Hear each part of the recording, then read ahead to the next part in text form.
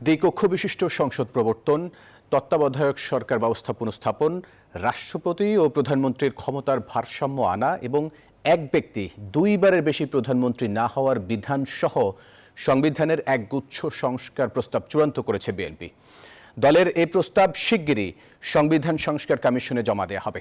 BNP তাদের ৩১ দফা সংস্কার প্রস্তাবের আলোকেই সংবিধান সহ রাষ্ট্রের গুরুত্বপূর্ণ প্রাতিষ্ঠানিক সংস্কারের প্রস্তাবগুলো চূড়ান্ত করেছে বলে জানান দলটির নেতারা। সাইফুল ইসলাম জানাচ্ছেন বিস্তারিত।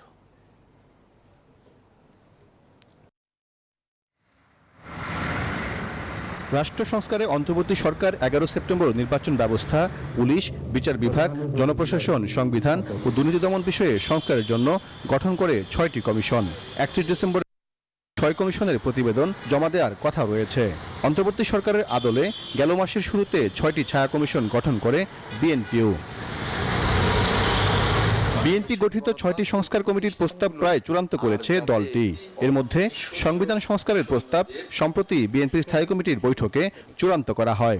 জনগণের মালিকানা জনগণের কাছে ফিরিয়ে দেয়া, দ্বিকক্ষ বিশিষ্ট সংসদ প্রবর্তন, সরকার ও রাষ্ট্রপ্রধানের ক্ষমতার ভারসাম্য প্রতিষ্ঠা করার বিষয়গুলো গুরুত্ব দেওয়া হয়েছে প্রস্তাবনাগুলোতে।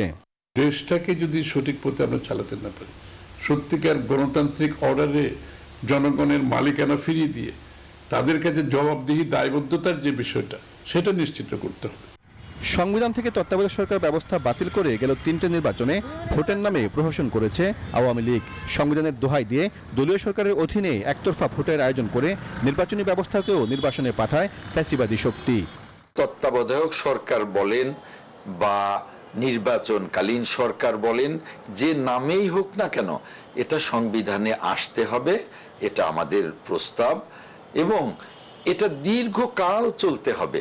তাহলে কিন্তু দুর্নীতি, স্বজনপ্রীতি, তারপরে ফ্যাসিবাদ বা স্বৈরতন্ত্র আর ফিরে আসার সুযোগ নেই। নির্বাচন ব্যবস্থাটা হচ্ছে সবচেয়ে গুরুত্বপূর্ণ, নির্বাচিত সংসদ সরকার হচ্ছে সবচেয়ে গুরুত্বপূর্ণ।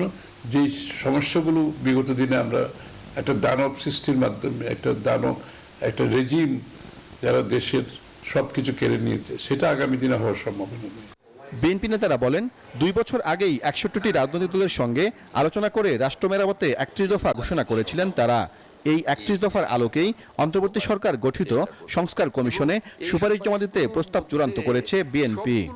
৩১ দফা সংস্কার কর্মসূচি, যেটি এখন জনগণের প্রস্তাব, সেখানে সংবিধানের কথাও লেখা আছে, অর্থের কথাও লেখা আছে, স্বাস্থ্যের কথাও লেখা আছে, কৃষি, শিক্ষা, প্রত্যেকটি বিষয় সেখানে উল্লেখ করা আছে।